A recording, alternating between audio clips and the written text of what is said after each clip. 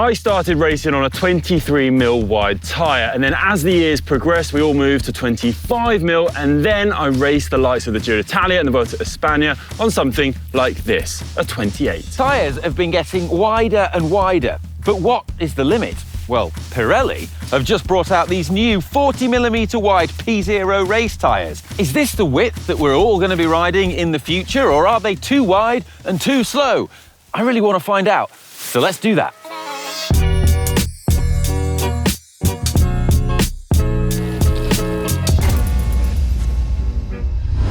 40mm is a huge width. Now, of course, in the gravel world, it's something that's fairly common. You can pick up a 40mm wide gravel or all-road tyre fairly easy, although still the trend is moving towards wider tyres. But to find an out-and-out performance road tyre in this width is a rare unicorn indeed. Yes, although now we finally managed to find some and get our hands on them. We've been wanting these for quite a while, but they've been, well, surprisingly popular and hard to get hold of. But I'm glad we've got them now. And as Conor says, what sets them apart is the fact that they share the same construction and compound as the top-end road tyres that the pros use in the biggest bike races. So essentially super fast, but very, very wide. Although still, I think if I rocked up to a World Tour race with these, I might get a few funny looks. Even more than normal. Anyway, they're available in a variety of sizes. So this same tyre, the P0, is available in 4 sizes from 26 to 32mm wide. And then now they also offer it in 35, and this, the 40, the biggest.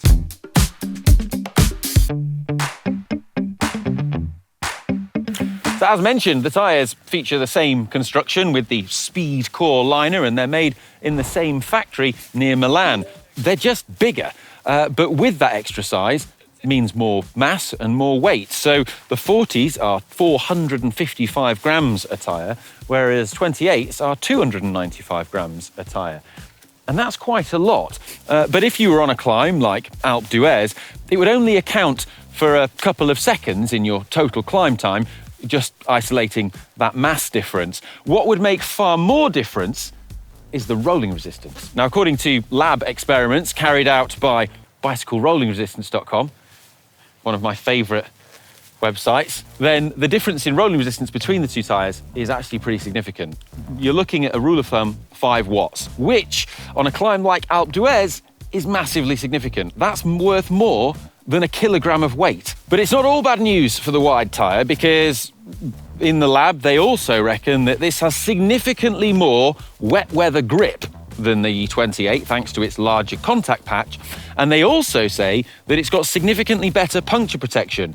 Now, this is interesting because although it has the same construction, this is because the force of the tyre on the contact patch is spread over a much larger area, and so there's less force pushing objects through the carcass of the tyre. Well, that's what the lab data says, but I'm intrigued to see if we can see any of that out in the real world. Conor has ridden bike races and cornered on bicycle tyres at the highest level of the sport in all weather conditions. He is a master at this, and so I'm really interested to see what his perceptions are.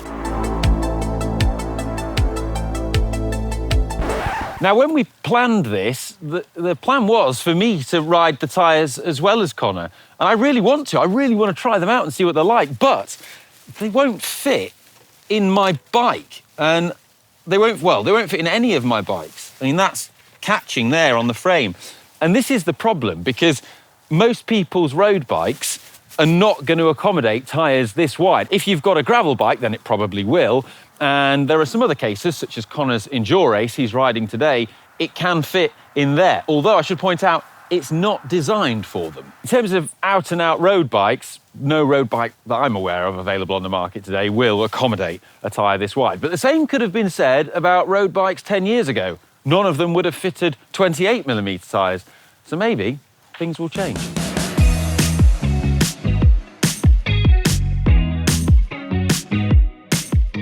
Okay, so I've designed a 7.5-kilometre route to put these tyres to the sword. I'm going to start on the 40mm. I'm just going to ride as fast as I can on this, because that's part of what this is all about, before I then switch to the 28s. Yeah, now, logic would suggest that, well, on these kinds of roads in these kinds of conditions where it's wet and slippy and there's quite a lot of potholes, the 40 is going to be much more comfortable and a lot faster in the corners.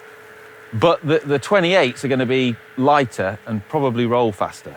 So I guess it'll be pretty interesting to see. Yeah. I can't wait to find out. And we've got a bit of everything on this loop, so that's going to take all that into account. Now, I have just about squeezed the 40s into my Canyon Endurace. This bike's designed for 35mm max, so it's pretty tight in there. Yeah. But we're doing okay. Well, I'm just wearing Lycra today because I just enjoy it. So you go. And you can set me off. Yeah. Right, let's do it. Count me in. Right. Beep, beep, beep, beep, beep. Here go the 40s.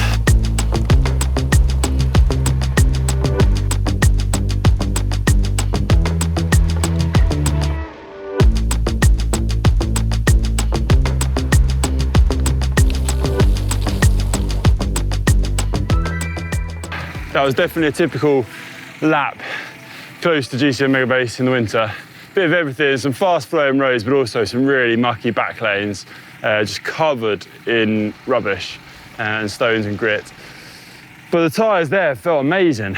And on the fast bits too, actually, felt so nice. It was like, why book a plane ticket to Mallorca when you can get a set of these tyres that just smooths the road out completely? I think I did feel a bit sluggish on the climb. It's like a long drag back up. Or I did feel like it was slightly pulling me back maybe, and on those accelerations. But overall, so smooth, felt so nice, like riding on carpet, it was lovely. And felt pretty fast too. Now though, time to swap back to the 28s, see how they fare.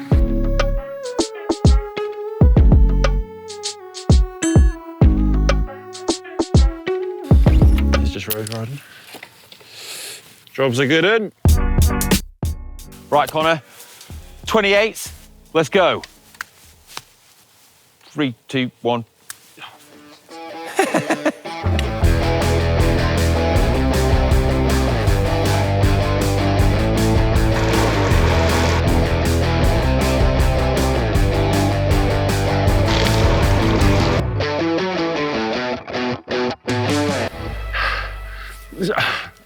Felt faster, but it's so hard to say.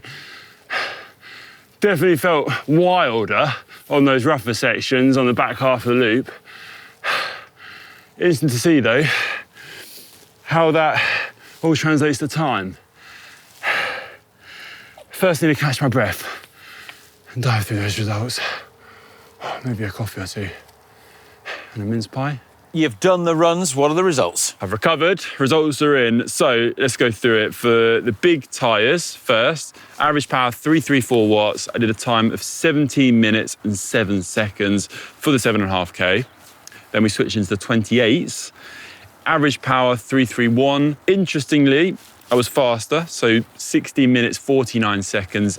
What? So how many seconds is 3 that? 3 watts less, 18 seconds difference. 18 seconds? 18 seconds faster on the 28s. I mean, that's significant. It's pretty significant. That's a big difference. But it's not all about pure speed, and a lot of people aren't bothered about that. So what were your other perceptions? What were your other feelings? What was it like to ride the bigger ones? I mean, comfort-wise, grip and like confidence on the corners and in some of those messier sections was a lot more. You just feel smoother. Like that lap, very typical of the roads around here and a lot of places around the world. We don't have perfect tarmac. And when you're hitting those like crinkles in the road, those like rough parts, it just felt like you were on smooth tarmac. It was lovely, really, really lovely. Felt like I just arrived in Mallorca on a nice, smooth asphalt road. So if you had to ride 40s or 28s for the rest of your life, pick one. What are you going for? It's quite a hard one because then you go to the 28s and they feel real nippy and light and fast when you accelerate out of the corners, and the bike feels more responsive. But then when you're on the 40s, you get into your pace and it just feels nice just to like settle in and just cruise. That's a very politician-like diplomatic answer. Never really answer the question. Okay, well, according to our testing, and the lab data backs it up, 28s are faster, and I think that means we're not going to see big boy 40s used anytime soon in pro racing. No, I think it's a bit too wide, too wide. Right, well, I hope you found this useful. Let us know what you think and what width tyre you'd rather use. Would you like to try some massive wide road tyres like this? Let us know in the comments, and hopefully we'll see you in the next one. Love you, bye.